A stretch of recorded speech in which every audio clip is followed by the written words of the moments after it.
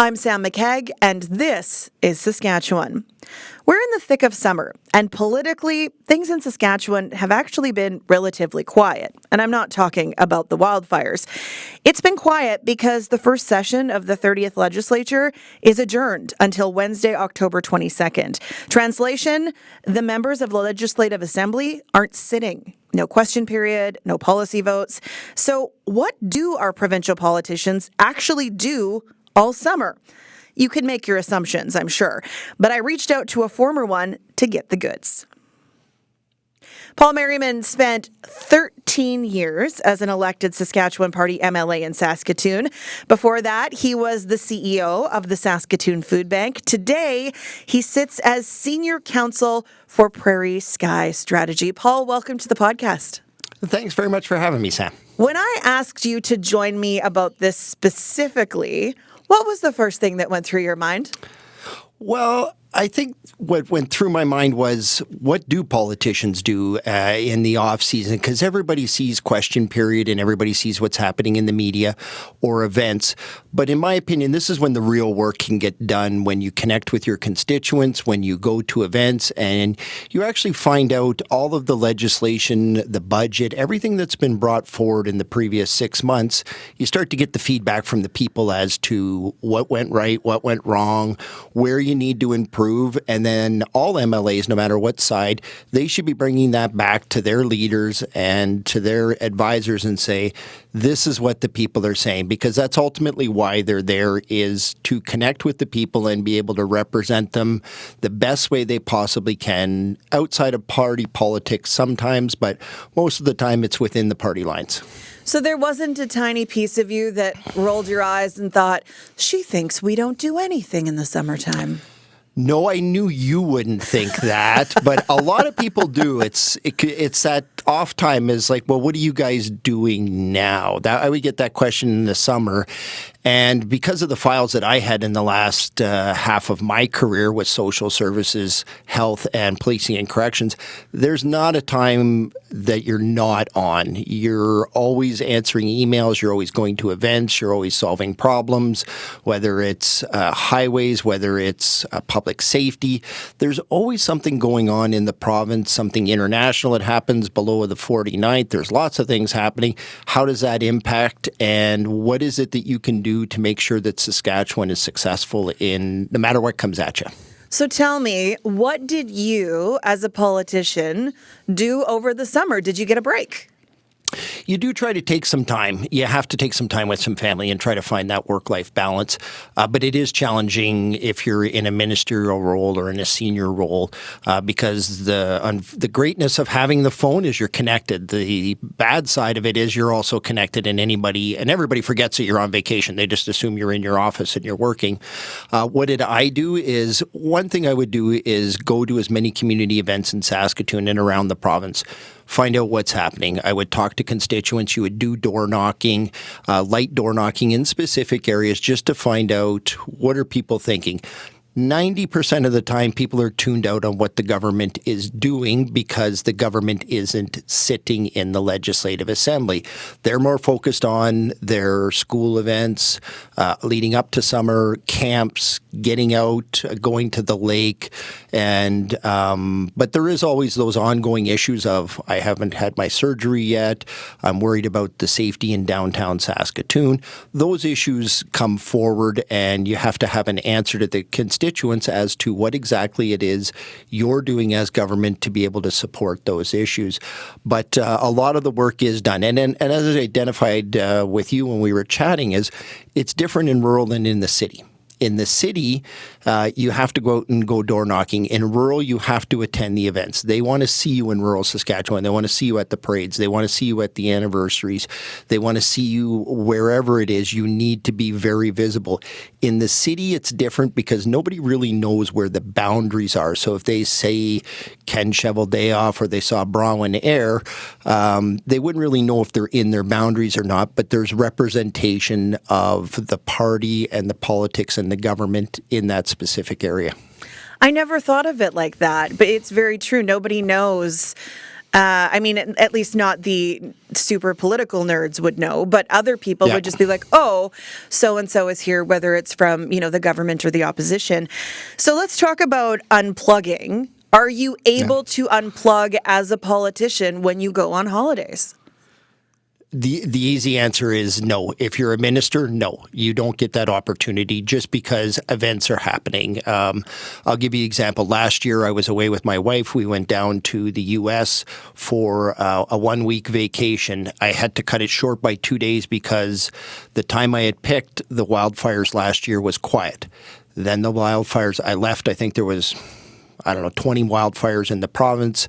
By the 4th day, it was, okay, there's 60 wildfires. Okay, time to get in the car, pack up, head home. And you're on the phone all the way back, 7-8 hour drive of dealing with situations. So again, depending on your file, depending on the time of year, a Minister of Agriculture will be very busy this time of year, parks, culture, all the ministries would be very active. So you don't get a downtime, but when you do get downtime, you really appreciate it. That's why it was always, the further I traveled away from Regina and from Saskatchewan is the better break, because you'd always bump into somebody. You go up to Elkridge or go to Waskasiu or down to Maple Creek, you'd bump into somebody that recognizes you, and they always want to talk to you for, hey, I need you for 1 minute just to talk about this one issue, and it would be, a half an hour, which is good, but that's also part of the job. Mm-hmm. But you don't get a lot of downtime, which does wear on you. Is it different if you're not in cabinet? Do people not in cabinet get a little more space? Yes, absolutely. When I was a private member for the first 6-7 years, you do get a lot of space, but you also have to cover off for the cabinet ministers that can't make the events.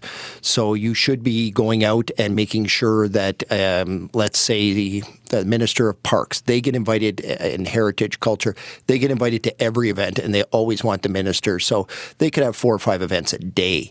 So somebody has to cover off those events to make sure that there's representation. So you do get more, but you can pick and choose. You could say, oh, you know what, I'm off this week and don't answer the phone. As a minister, you don't get that opportunity, but you also do get some very exciting opportunities of working and solving some issues and making some successes. But when you sign up to be a minister or when you're appointed as a minister, you're kind of all in. We have seen Premier Moe do a lot of traveling around, not just in Saskatchewan, but going to places like Calgary Stampede, etc. How important are those appearances and meetings? Not just meeting other politicians and stakeholders, but chatting with other regular people in that summertime period? It's critical. Again, that shapes what the Premier is hearing, and then he'll compare and contrast that to what the MLAs and the cabinet ministers and advisors are hearing out there. I just saw a picture. Premier was at Ag in Motion just the other day, going back to Batoche this weekend. Those type of events are very critical because that's where you'll get the raw feedback. That's where people will come and give you that very raw, real, sometimes anger feedback. But you try to get to what's the underlying issue, what's driving their concerns.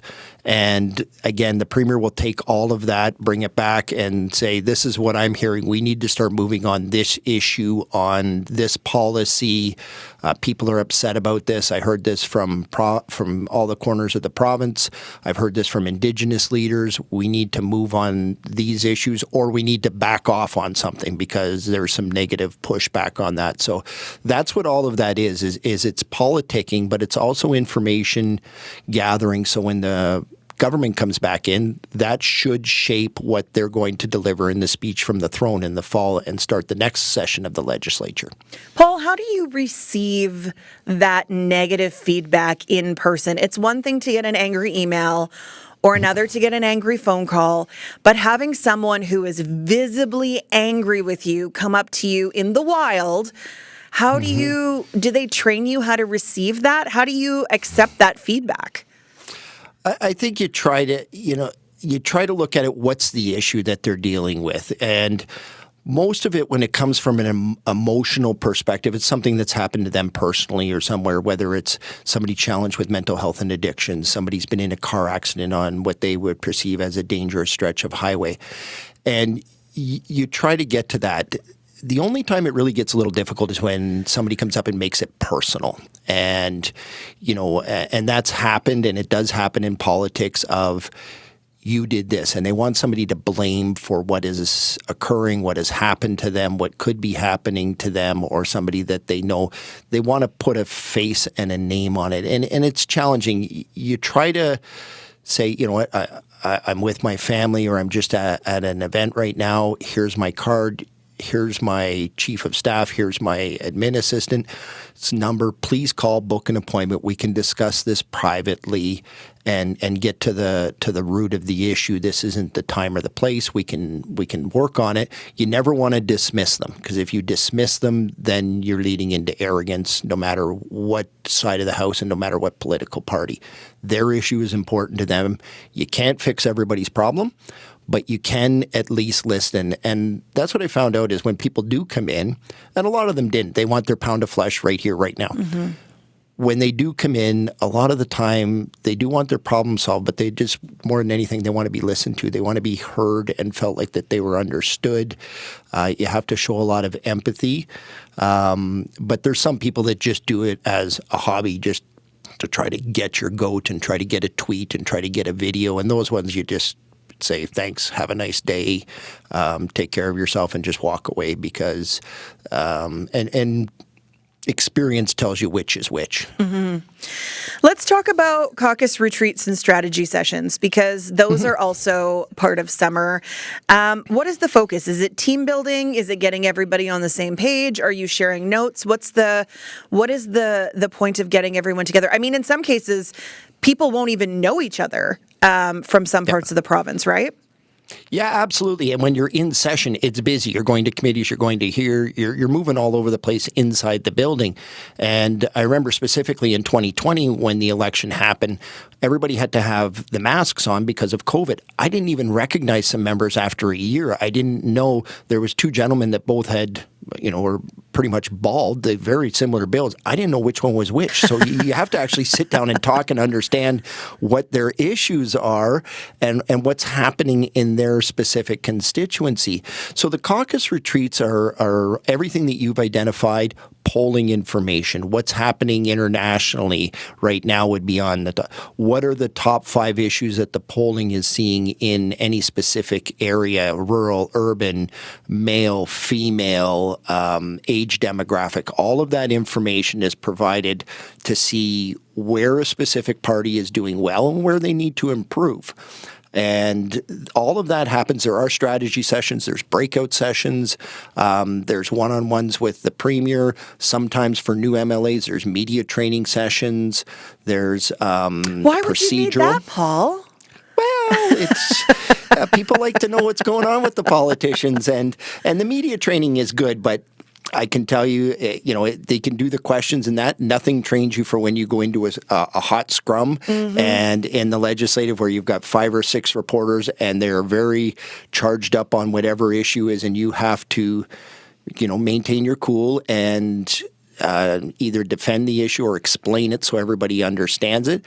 But a lot of people haven't had media training, and it's very unnerving. Public speaking is pretty high up there as far as fears. Now you go into a media scrum and you've got veteran people that have been there years, and they're trying to get you to say something or trying to get you to explain something that might be a tough subject to explain or be able to identify. And sometimes you just can't say anything just for privacy issues. But all of that training happens at the caucus retreat. I don't know what happens at opposition caucus retreat. I assume it's very similar. There's a strategy to it. Okay, let's regroup. What is everybody hearing? We used to joke in the Sask Party caucuses when it went around the table and everybody would tell what we're doing. We would get lots of crop reports because a lot of the rural, and that's critically important in areas. And in the city, we would be, okay, the crop report looks good in this area and not good in that area. And we would be talking about crime issues. We'd be talking about capacity issues in ERs and schools, and not to minimize the crop report, but we would get a lot of crop reports from areas because that's critically important to their constituency. So we would have a wide variety of updates across the province as to what's happening and what people are hearing. So it was a good time. It's usually 2 days. It's pretty busy and you're pretty tired at the end of it, but it's good just to get to know everybody on a personal level outside the building. Are politicians still door knocking when there's not a writ period? Is that still beneficial way to gather information, or is there a more efficient way to do it? I think, well, there's more efficient ways you can calling, but nothing beats an MLA or a candidate on the front door where you're meeting them on their terms. You're meeting them at their front door. You're catching them off guard because they're not ready to talk about politics, or they'll talk about it when the election's on, but they don't really care right now. But nothing beats a candidate being able to look somebody face to face and be able to explain something to them or empathize with them.